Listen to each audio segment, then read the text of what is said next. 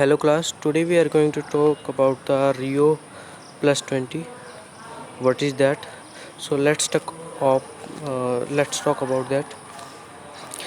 Rio plus 20 basically it is a United Nations conference on sustainable development which took place in July 2012 in Rio de Janeiro.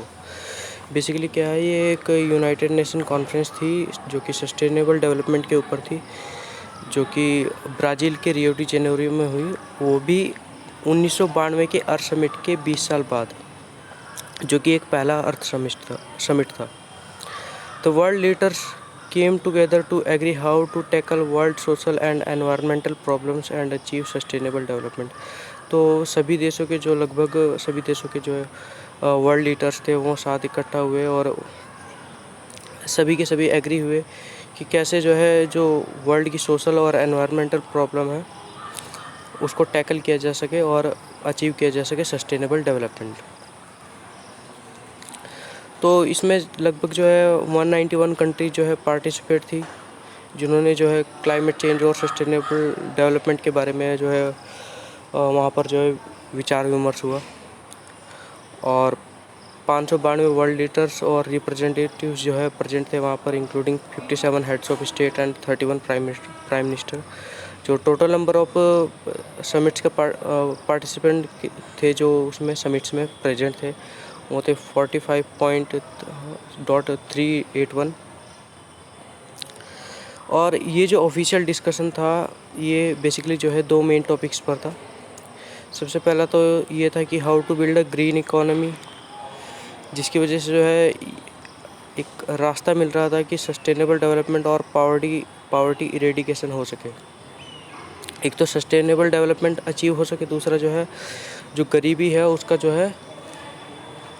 नाश हो सके, मतलब गरीबी हर देश से उसका समाधान हो सके, उसे हटाया जा सके।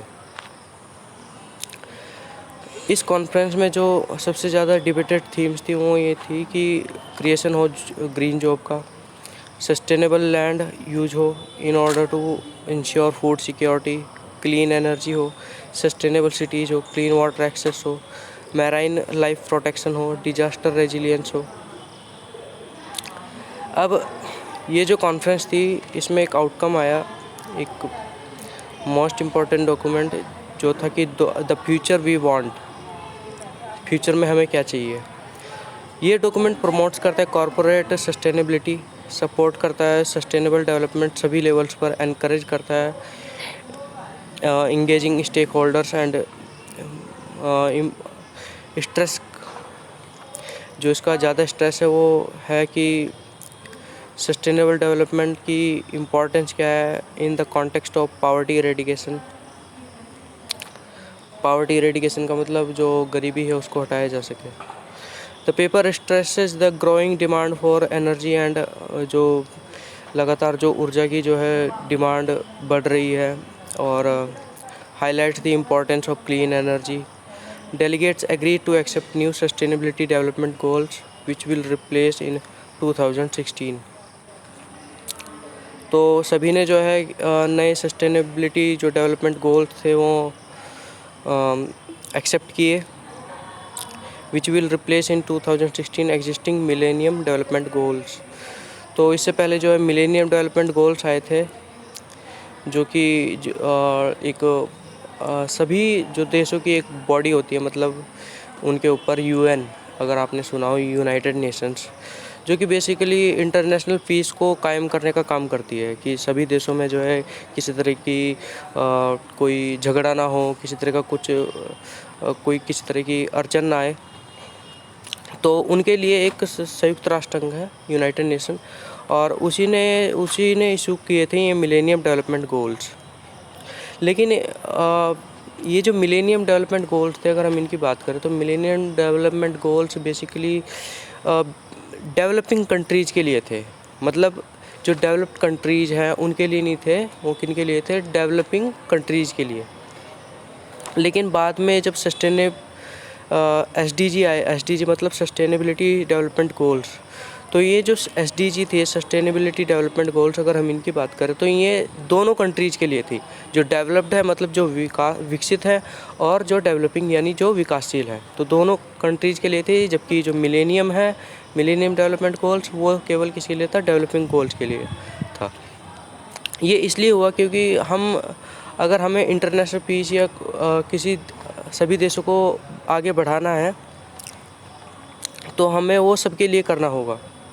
ऐसा ना हो कि जो गोल्स हैं वो केवल डेवलपिंग कंट्रीज़ के लिए हो, वो सभी के लिए होने चाहिए। Next, the future we want. तो ये कुछ डिफरेंस है मिलेनियम डेवलपमेंट गोल्स का और सस्टेनेबल डेवलपमेंट गोल्स का, कि eradicate extreme poverty and hunger, जो है गरीबी को हटाया जाए और कोई भूखा ना रहे। और दूसरा इधर जो है फूड सिक्योरिटी, प्रोडक्शन, उसका access and nutrition, achieve universal primary education, integrated water management, promote gender equality and empower women, तो जेंडर इक्वलिटी और empower women, energy for sustainable development, reduce child mortality, और जो चाइल्ड मॉर्टेलिटी वो reduce हो सके अगर हम मिलेनियम डेवलपमेंट गोल्स की बात करें। हेल्थी एंड प्रोडक्टिव ओशियंस हो, इम्प्रूव मैटरनल हेल्थ, जो गर्भवती जो महिलाएं होती हैं उनकी जो हेल्थ है वो अच्छी हो सके। Enhanced capacity of natural system, combat HIV, AIDS, malaria and other disease,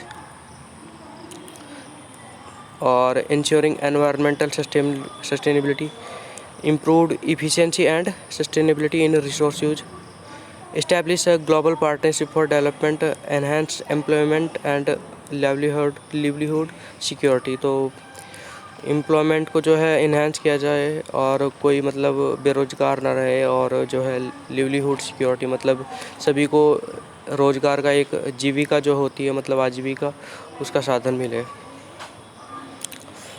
तो बेसिकली जो है SDG जो है समग्र रूप से इसमें सभी शामिल है, सोशल लेवल पर हो या इकोनॉमिक की बात करें, किसी कंट्री की सामाजिक व्यवस्था की बात करें, या उसका एनवायरमेंटल, उसका जो पर्यावरण है उसके एस्पेक्ट्स की बात करें, तो सस्टेनेबल डेवलपमेंट के ये किस लिए है? To eradicate poverty but with particular stress on protection of sources, जो हमारे रिसोर्सेज हैं उनकी प्रोटेक्शन किया जा सके, and the importance of the environment, जो पर्यावरण को ज़्यादा महत्वता दी जाए। अब इसके पॉजिटिव आउटकम्स क्या आए? रियो जो कॉन्फ्रेंस हुई, Rio+20, तो Rio+20 इसका नाम इसलिए है क्योंकि ये सन 2012 में हुई थी, वो जो कि ब्राज़ील शहर में हुई थी,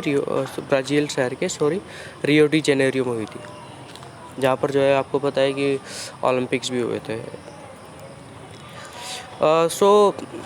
इसके आउटकम्स यही थे कि वर्ल्ड लीडर्स जो थे एग्रीड थे on the future we want text and an outcome document has been signed. Environment is perceived in a wider dimension where, तो एनवायरनमेंट को एक बड़े पैमाने पर लिया गया जहाँ पर जो है सोशल, इकोनॉमिकल और एनवायरनमेंटल एस्पेक्ट्स लिए गए, और टू अचीव करने के लिए sustainable development and eradication of world poverty, सभी देशों की गरीबी मिटाने के लिए। The importance of green economy has been recognised and acknowledged as significant by the business community. तो ये कुछ था जो है रियो के बारे में। नेक्स्ट क्लास में हम बात करेंगे अर्थ समिट के बारे में, which is took place in 1992 और 1992। Thanks to all of you.